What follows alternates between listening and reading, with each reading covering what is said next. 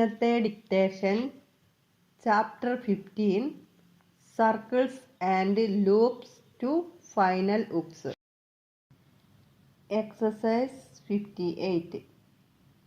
If I annoy you in the deliverance of my opinion, as the chances are I may put it down to a reading man's reverence for books and his diligence in the pursuit of a cause which lightens many an hour for him.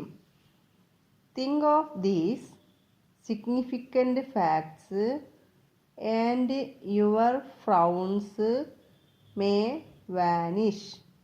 If you have a love of books, you will feel no loneliness if and when men forget you.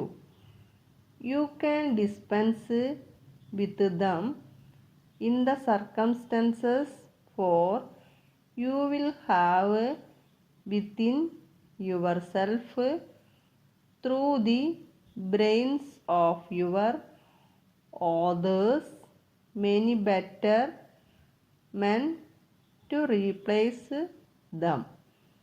The balance of advantage in the change is likely to be in your favor.